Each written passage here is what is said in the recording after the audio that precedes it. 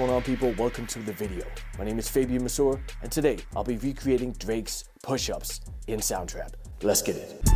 I could never be nobody #1 fan. Now, the first thing I'm gonna start with is the drums. Some pretty simple trap drums in this track. So we're gonna start with the kick here. Gonna press one shot, type in trap kick. Let's go through a few. Something like this would work. And we gotta get a snare. Just like almost like an 808 type snare with a lot of saturation on the high end. Pitch it up a few semitones because I hear that in the Drake track. That's pretty close actually. So what it needs right now is some EQ. I want to take some of the mids out and add more high end. So if we look at the EQ here, I want to take some of the lows out too actually, because it seems thin on purpose in the Drake track. A little bit of a clipper just to maximize that snare.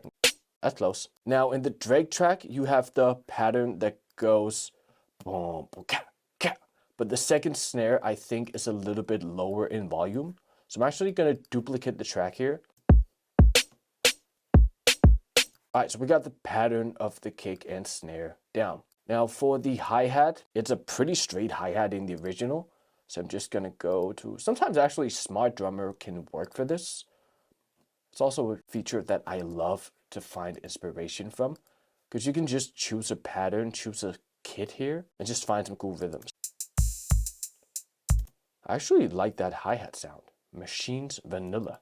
Alright, so what I'm gonna do is just delete that track, add a new track, and instead of having the Smart Drummer, just select the patterns, and we are just gonna go with the simplest pattern of all time with the hi-hats here. And I want to get that vanilla sound. Let's see, is it in here? There we go, Machines Vanilla. #1 fan, your first number. That's almost the same sound. Might have a little bit of saturation in the high end, but we can always add that in later. So that's it for the drums for now. Let's move on to the bass. It's actually a super simple 808 bass, and it's only in the key of D. Like all the hits throughout the entire track are just a single 808 in D. So let's just make the pattern first. It is the same as the kick here. Now what I tend to do with basses like this is just get the pattern drawn in and then just browse through all the 808s.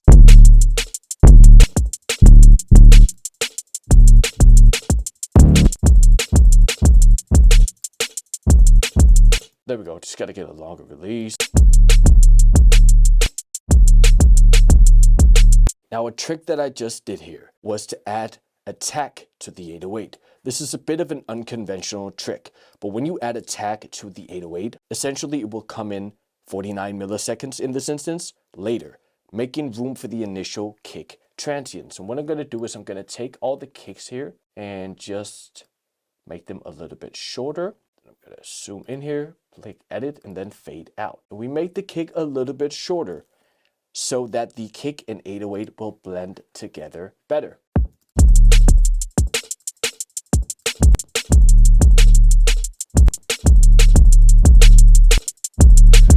Alright, so let's move on to making the main piano.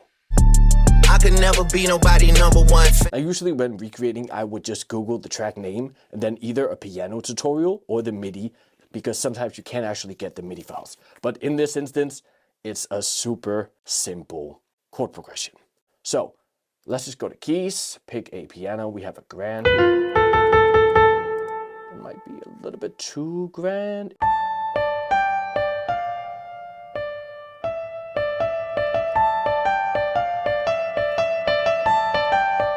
Quad size, 16th note.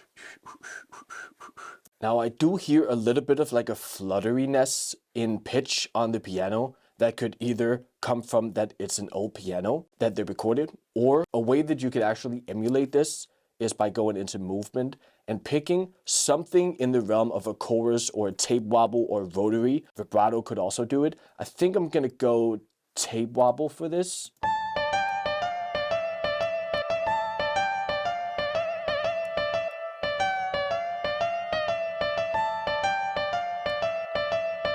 I'm I'm also going to EQ the piano to match the one in the Drake track, which is simply just EQ'd a little bit drastically by taking out all the lows, accentuating the mids a little bit, and adding some high end. I actually don't know where it is specifically, but somewhere up here, I assume.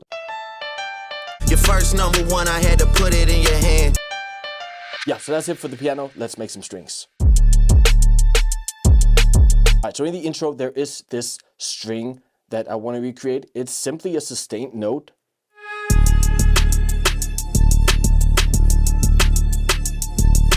Which also has that flutteriness going on. So I'm gonna go into orchestral, I guess.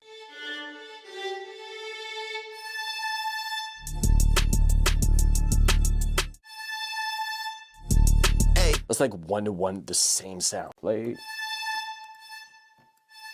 Also, let me know down in the comments if you're Team Kendrick or Team Drake in this beef. I'm gonna do the same thing, get the movement on here, get a tape wobble. And I'm just gonna do a few things here. Take the low end out of the reverb because I don't want that to clash with the bass in the mix. Gonna add more reverb. And I'm going to take the visual EQ and just make sure a little bit less mid-range, more high end. All right, so we got the string done now. Now there's also a later part of the track where there are also strings. Pip squeak, pipe down, you ain't in no big three. Scissor got you. Which adds an open hi-hat and also a string pattern that sounds like the same sound. So I'm actually just gonna reuse this one, but add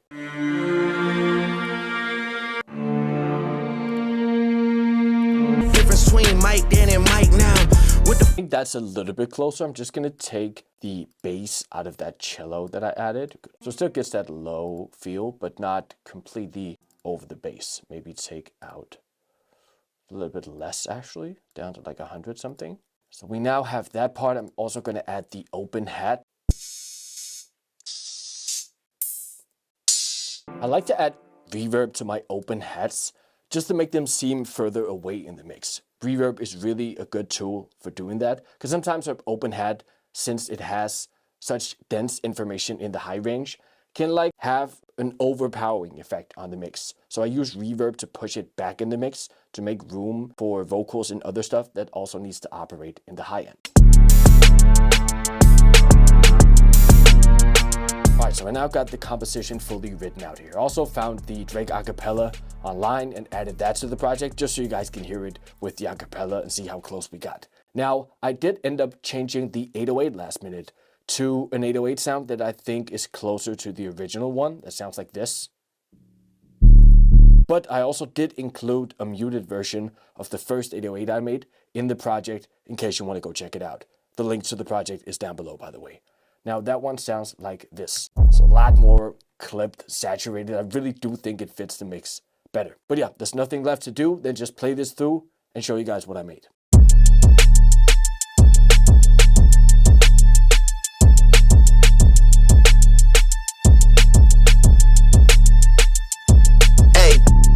Could never be nobody number one fan. Your first number one, I had to put it in your hand. You pussies can't get booked outside America for nan. I'm out in Tokyo because I'm big in Japan.